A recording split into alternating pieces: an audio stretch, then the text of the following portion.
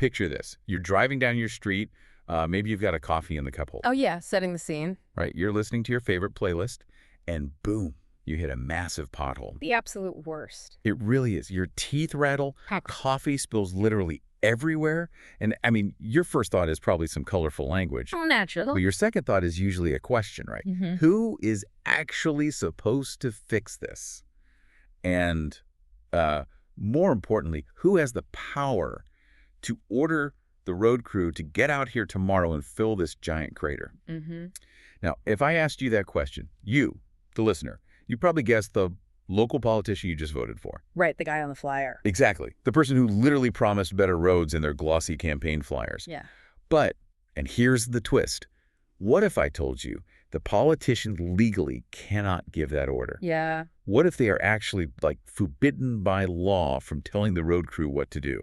It completely shatters this this fundamental assumption we all just have about democracy. Right. Because we're culturally conditioned, to believe that we elect a representative, and they immediately march into the government offices, start pointing fingers, and just give direct orders to get things done for us. We want a fixer. We want the person who says, I'm on it. Exactly. We want a fixer. But the legal reality of local government structure, the actual, machinery of how things get built or paved, is designed to actively prevent that exact scenario. And that massive gap between our expectations as voters and the invisible legal reality is exactly what we're getting into today. That's a fun one. It is. We've got a really fascinating explainer on Newton County government's specific legal framework. And we're focusing on something called their enabling legislation. Right. So our mission for this deep dive is to decode the often misunderstood line between making the rules and executing the rules in local government.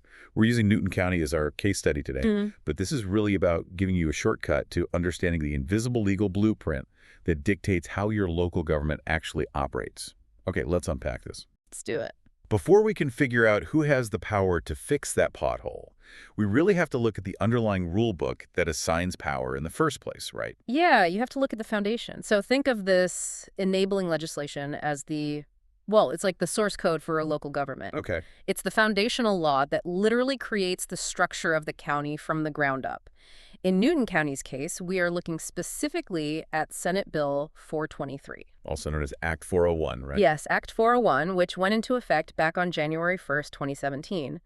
And the thing to understand is this isn't just some list of suggestions. It's not a handshake agreement. Exactly. It's not a handshake agreement between politicians. Yeah. It dictates who has authority, what their specific powers are, and, critically, the absolute limits on that power. It reminds me of the operating system of a computer. Oh, that's a good way to look at it. Yeah, so the legislation is the OS. It determines how the hardware and the software actually interact. You can't just have a word processor suddenly decide it wants to act like a graphics card. All right, the system wouldn't let it. The operating system strictly defines those roles. Oh, right. And in this case, the OS is drawing a really hard line between two totally different functions, which are policy and administration. What's fascinating here is how aggressively the law actually enforces that separation. How so? Well, policy is the direction. It's the what's. What are our priorities? What is our budget? Big picture stuff. Right. And then administration is the execution, the how. How are we going to actually deploy the resources to achieve those priorities? In a functioning system, those two things cannot be handled by the exact same people. But wait, let me push back on this for you, the listener, because honestly, it feels kind of counterintuitive. Sure. If I knock on doors for a commissioner, right, and I help get them elected to represent my specific neighborhood, shouldn't they have the power to step in and just fix my street directly? Like, I want someone who takes charge. If they are legally walled off from the execution side, what am I even voting for? It's a super common frustration, but the reality is you're voting for a policymaker. You are not voting for a project manager. And the legislation is incredibly explicit about this. If we look at Section 1103 of Newton County's Act 401. Section 1103, right. Right. It defines the Board of Commissioners strictly as the legislative policymaking body of the county. So they handle the ordinances, they pass resolutions, they set the budget, they approve the large contracts. So they are the architects. They are the architects. But that same section, Section 1103, contains this really blunt prohibition. It says, except as otherwise provided in this act, the board shall not enter into administrative acts. Wow. shall not enter into administrative act. That's not ambiguous at all. Not at all. So they can't manage the staff. They can't supervise the department heads. They cannot run the day-to-day operations of any county department, period. Okay, I understand the definitions, but, explain the why behind it. Why put up this massive legal firewall in the first place? Right, because it just sounds annoying to a voter. Exactly. To a frustrated voter with a cracked windshield from a pothole, this just sounds like bureaucratic red tape designed to avoid accountability. Oh, sorry, I can't help you. Oh, no, I know. But it's actually designed to prevent systemic chaos. Let's stay with your computer operating system analogy for a second. Okay. The commissioners are the user inputting commands. They take a vote to say, run the road repair program. Right. But if a single commissioner decides to bypass the operating system, grabs a soldering iron, and tries to rewire the motherboard directly to force a specific outcome, the entire system crashes. Because they're bypassing the established logic of the machine. Precisely. If every elected commissioner had the power to directly order county employees around, those employees would suddenly have multiple bosses. Oh, that sounds like a nightmare. Giving them conflicting, politically motivated orders. Imagine being a public works director. You're trying to follow this long-term, data-driven paving schedule. But you're getting 5 different phone calls a day from 5 different politicians, all demanding that their specific district gets paved first. Because an election is coming up. Exactly. The work would completely stall out. The department would be paralyzed. The workers wouldn't be able to actually do the job because they'd be too busy just trying not to get fired by conflicting bosses. And that raises the huge issue of liability. If a commissioner orders a crew to go fix a road outside the normal process, was that job legally vetted? Right. Was it even in the approved budget? Did it bypass environmental regulations? The firewall exists to protect the county, the taxpayers, and the employees themselves from the whims of individual political actors. Okay, that makes sense. The wall is there to prevent a complete free-for-all. But man, that creates a massive vacuum on the ground. How do you mean? Well, if the elected officials are legally locked out of the engine room and they can't direct the staff who's actually driving the ship, someone has to be the one telling the road crew where to deploy today. And that brings us to the actual executive of the county. Section 105 of the enabling legislation introduces the county manager. County manager. Yeah. The law states unequivocally that the manager is the administrative officer responsible for the proper and efficient administration of all county affairs. Here's where it gets really interesting. Yeah. Because the person actually running the day-to-day operations of the county, the person making the trains run on time, isn't an elected politician at all. It's an administrator hired by the board. Exactly.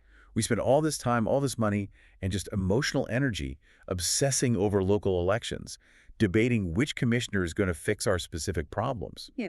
But structurally, they are just a corporate board of directors. The county manager is the CEO. The CEO comparison is incredibly accurate. Think about a corporate board. They set the vision, they approve the quarterly budget, but the board members don't walk down to the factory floor and tell the shift workers which buttons to push. Right, they'd probably break something. Right. Exactly. They hire a professional executive to handle the operations. Section 105 explicitly tasks the county manager with exercising control over all departments, supervising staff, and managing those department heads. With a few exceptions, though, right? Because the source material notes they don't supervise employees of, like other elected officials. So a sheriff or a clerk of court. Right. Good clarification. Those are separate constitutional or statutory offices. The structure respects those legal boundaries. Okay. But for the core operational departments of the county, we're talking public works, parks and recreation, planning, zoning, finance. For all of those, the county manager is the undisputed boss. But I have to ask, isn't handing the actual keys to the county over to an unelected bureaucrat deeply undemocratic? It's a debate we've been having for a long time. Right. Because we are taking the operational power away from the people we actually vote for and giving it to someone the voters can't fire. How does the legislation justify that? It's a completely fair question, and honestly, it's a debate that has shaped local government for over a century. Yeah. The justification is that administration shouldn't be democratic. It should be professional. Interesting. Think about it. Paving a road or balancing a municipal ledger, those things shouldn't change based on political ideology. A pothole isn't partisan. Exactly. A pothole isn't partisan. By hiring a professional manager, the legislation attempts to insulate the day-to-day delivery of services from the volatility of election cycles. Makes sense. And regarding democratic control, the voters elect the board, and the board hires the manager. If the manager fails to execute the board's policy, well, the board can fire them. So the accountability is still there. The democratic accountability still exists. It's just elevated to a macro level rather than a micro level. It separates the politics from the paving. Exactly. So when a resident asks who runs the day-to-day operations, the legal answer is the county manager, not the board as a whole, and absolutely not an individual commissioner. So this leaves the individual commissioner walking a really strange tightrope, doesn't it? It really does. We've established they can't give orders. They can't act as a supervisor. But if my street is crumbling and I call my commissioner, they can't just say, sorry, Section 1103 says my hands are tied, call the county manager. Right. That wouldn't fly with voters. No.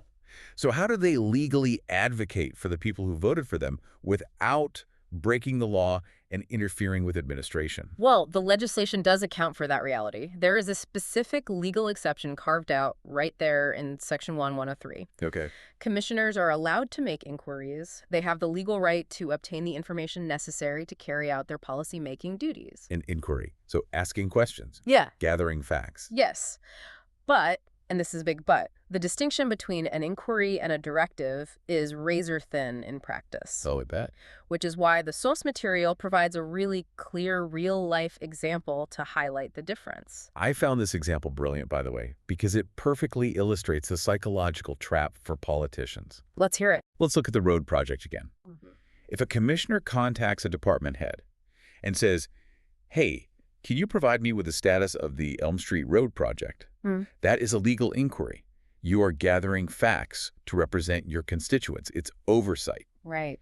But if that same commissioner calls up and says, I need your crew out on Elm Street tomorrow morning, that immediately crosses the line into illegal direction. It's interference. And this distinction is so vital for the listener to internalize. The commissioner can advocate. They can bring the issue up at a public board meeting. Sure. They can use their influence to push for a change in the budget priority, so more overall funding goes to road repair next cycle. Policy stuff. Exactly. But they cannot create a separate personal chain of command. It's like they can read the menu, they can critique the food, and they can even set the overall budget for the restaurant. Right. But they absolutely cannot walk into the kitchen, grab a spatula, and start yelling at the line cooks. That is a perfect analogy. It's fundamentally an issue of structural integrity. When you call your elected official, you should expect them to investigate your issue and advocate for a policy solution. But if you demand that they act as a direct manager of county staff on your behalf, you are actually asking them to violate the very law that structures their government. Wow. Okay, let's pivot slightly to a really common misconception the source material brings up, because it deals heavily with this illusion of power versus actual authority. Ah, yes. The vice chair. Yes, the vice chair of the board. The vice title carries a whole lot of psychological weight for voters. It really does. I mean, when we hear the word vice, our brains immediately go to the vice president of the United States. Right. Or like an executive vice president of a massive corporation. We just naturally assume that title comes with broad operational authority. We assume it means second in command. Exactly. The assumption is that they are the second in command of the whole county operation. So if the chair isn't around or is on vacation, the vice chair just steps in and starts running the show, directing the county manager and the staff. Right. But the legislation paints a very different picture. The legislation completely debunks that assumption. If we look at Section 2103 of Newton County's Act 401. Okay, what does it say? Well, it's tellingly titled Conduct of Meetings. It is notably not titled Executive Succession. Conduct of meetings. I mean, that is an incredibly narrow scope. The limitation is highly intentional. The legislation states that the vice chair's structural power is to preside and act as chair only, and I mean only, in the absence of the actual chair during a meeting. Wait, so their power literally evaporates the second they walk out of the conference room? Yes. Their unique authority is entirely confined to the parliamentary procedure of a meeting. That's wild. Managing a meeting, calling on speakers, maintaining order, recognizing motions. That is a procedural task. It has absolutely nothing to do with holding administrative authority over the county's operations. So they aren't the acting boss. No, the law does not transform the vice chair into the acting county manager just because the chair is out sick. It's purely a structural failsafe to ensure a public meeting doesn't fall apart on a random Tuesday. It is not an executive promotion. Precisely. Administrative authority remains securely with the county manager regardless of who is wielding the gavel that night. So what does this all mean? We've spent this time digging into the weeds of Newton County's Act 401. We've established the strict legal boundaries. The board makes policy, the manager executes it. The commissioners can ask questions but can't give orders, and the vice chair just runs the meetings if needed. Right. For you, the listener, why should you care about the invisible mechanics of local government? Like, what's the actual stakes here? If we connect this to the bigger picture, you should care because accountability only exists when this structure is followed. Okay. When the rules are bypassed, the public loses its ability to track how decisions are actually made. The system basically goes dark. Exactly. It goes dark. Let's go back to that rogue commissioner who bypasses the county manager and secretly orders a road crew to pave a street in their district. The guy with the spatula in the kitchen. Right. On the surface, to the voters living on that specific street, it looks like effective, responsive government. They're thinking, look, our guy got it done. You're thrilled. But underneath, it destroys the checks and balances. The public has no idea if that project was prioritized fairly against other, maybe more crumbling roads. Wow, yeah. There was no public vote. The other districts were essentially disenfranchised. The budget was altered and completely without oversight. It turns local government into a system of political patronage rather than actual public service. The loudest voice gets the resources instead of following the data-driven plan. And think about what happens when it fails. Say, the county runs out of money for road salt in the winter because the budget was quietly drained by these off-the-books summer paving projects. Oh man, the blame game would be epic. Exactly. Who does the public hold accountable? The board will blame the county manager for poor execution. You didn't buy enough salt. Right. And the county manager will say, I couldn't execute because the board kept interfering with my staff and draining the budget. So nobody takes the fall. Right. The structure is there to ensure that when something goes wrong, the fault lines are clear.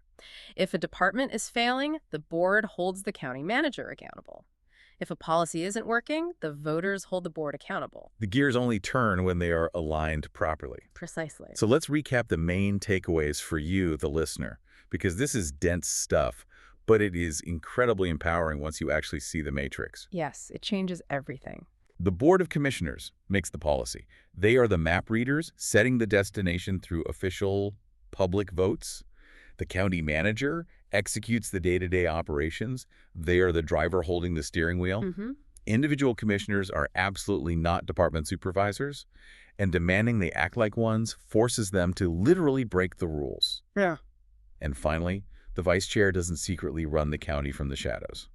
This raises an important question about how we participate in local democracy, you know. How so? Well, civic education like this isn't just a technical exercise for bureaucrats. It is a critical tool for the public. Knowing this legal structure empowers you to demand better answers from your leadership. Right. The next time someone at a town hall complains, well, a commissioner should just call the public works director and make them fix it, you now understand the structural danger of that demand. You can be the person in the room who understands that pushing the government to act illegally isn't a solution. It's actually the start of a much bigger problem. Exactly. It completely changes how you evaluate the performance of your local elected officials. You stop judging commissioners on how well they personally fill potholes, and you start judging them on how effectively they draft policy, how responsibly they manage the budget, and how well they oversee the county manager. It forces us to elevate our expectations as voters. Which leaves me with a final, lingering thought for you to mull over. Okay. If local government relies on this strict legal separation, where politicians cannot legally direct day-to-day operations and are explicitly forbidden from ordering staff around, how many of the political campaign promises we hear during local elections are actually promising things the candidate legally has no power to deliver? That is the million-dollar question. Next time you hit that pothole and you get a mailer from a candidate promising to personally ensure your street gets paved, you'll know exactly who is really in the driver's seat. It certainly makes you listen to stump speeches through a very, very different filter. It really does. It's all about knowing the rules of the game. Thanks for joining us on this deep dive into the invisible operating system of local government. Keep your eyes on the road, watch out for those potholes, and keep asking the right questions.